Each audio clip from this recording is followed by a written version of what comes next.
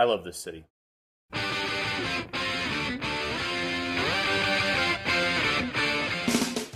Every time I come here, I fall more and more in love with it. I was back this year to teach summer school at the same school I interned at in 2012, and I got to share my friend's house with some fellow teachers from Scotland. I was on the flip side of experience now, as I was the veteran Tokyo traveler, so I got to be the one to show them around. To get my housemates used to the train system, I took them to Ueno Park. The park was vibrant with music and street performers. It's warm in the summer and people are everywhere.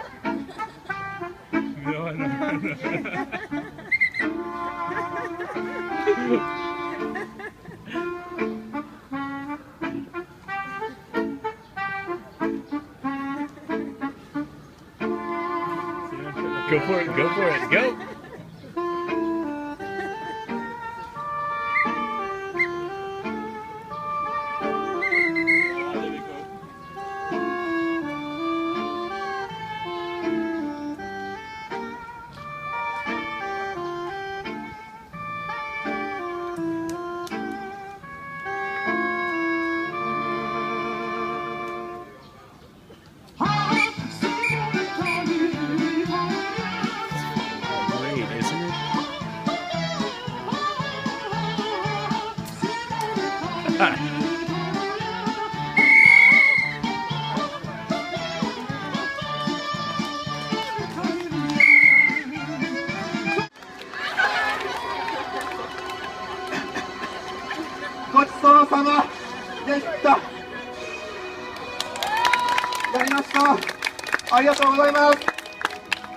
Tokyo was weird and wild.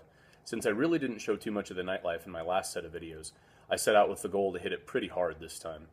One of the first places we went to was Robot Restaurant, an attraction that wasn't open when I was there before. Robot Restaurant was bonkers. First, we were directed into a waiting area that included a lounge band made out of Cylons.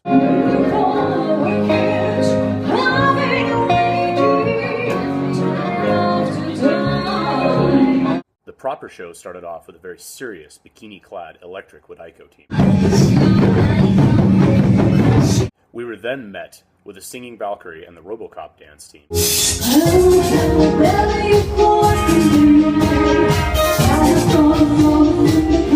Robot boxing. Welcome to Robot Boxing Show! In the regular, in the regular, I am good! Goodbye, both of you!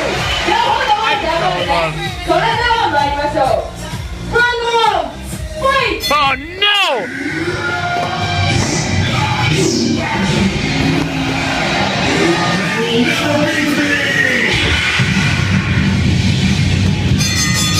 A super soldier worthy of the power of a thunder god. It's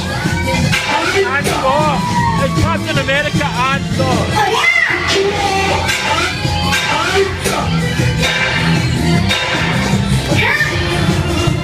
This giant snake. Bikini-clad women riding on giant bikini-clad women.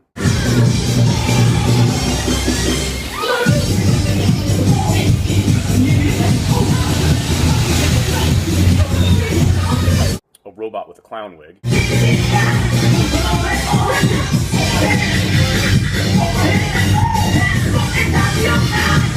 Gangnam Style. Oh my god.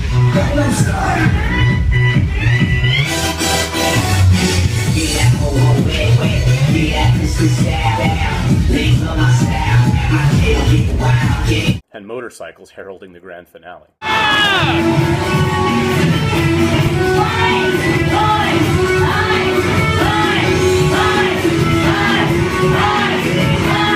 After that madness, we found out about a punk rock show from a tiny dive bar in Golden Gate. This was a 10-year anniversary celebration for the bar and had some classic Japanese punk bands.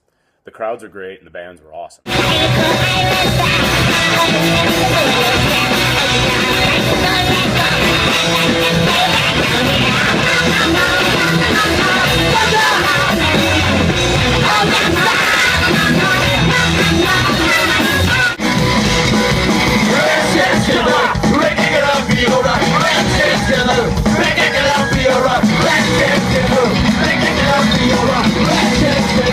Let's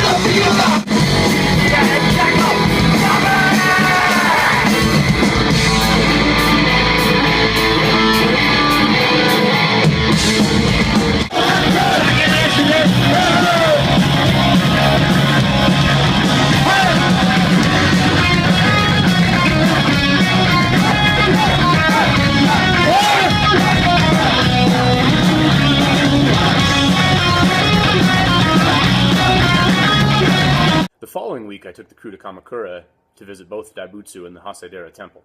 Daibutsu is one of my favorite things in Japan, and I never thought I'd get a second chance to lay my eyes on it.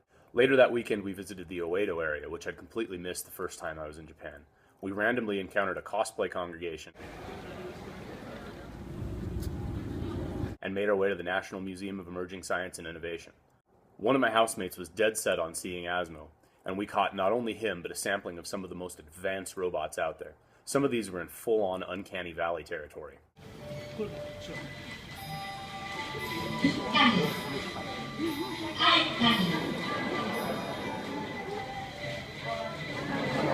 These ones here are used as physical avatars for communication.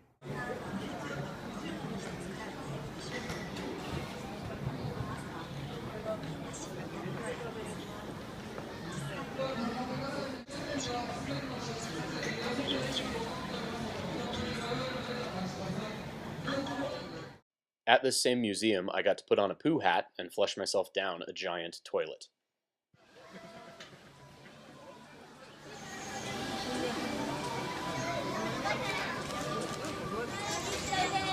Bye-bye. There was a massive Gundam in this area, and also some of the best skylines I've seen in Tokyo. I would have happily been content to stay here all night. Legendary's Godzilla was due to open here, and the marketing was in full assault. I went back to Roppongi to have my photo taken with Godzilla.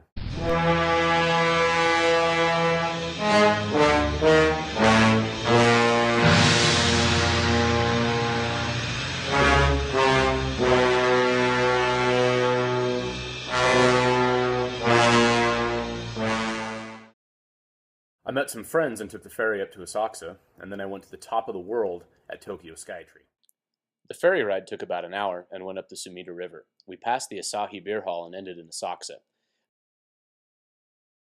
This is the Kaminari-mon at the outer gate of the Sensoji Temple. Asakusa used to be the major entertainment district in Tokyo until the bombings of World War II.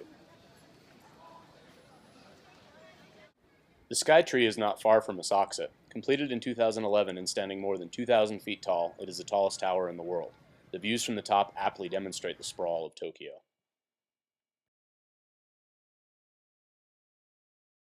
If that wasn't enough, I went even further to the top of the world and climbed Mount Fuji. We took a bus to the 5th station, the most popular place to start the climb. Fuji is best climbed overnight to reach the summit in time for sunrise. There were rest stops all along the way where you could change into colder weather gear or stop for something like a cup of noodles to warm up.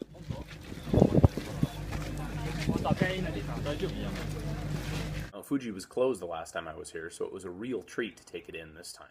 What I wasn't expecting was how excruciatingly long it would take. There was a queue nearly the entire way up. There were times when I was moving as little as a meter a minute, and all in all, it probably took me around 9 hours to ascend. Couple that with a 4-hour descent with no sleep, and you have quite a difficult hike on a mountain that isn't itself particularly brutal. The views, though? The views were spectacular.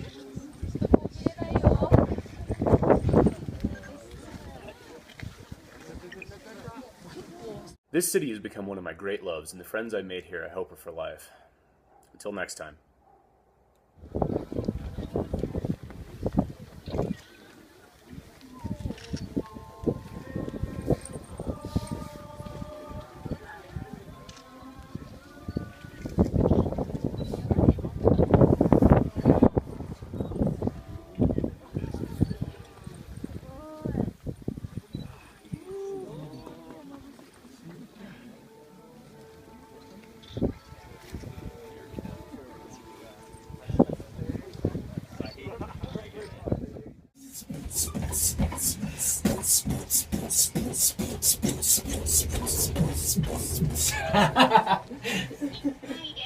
Best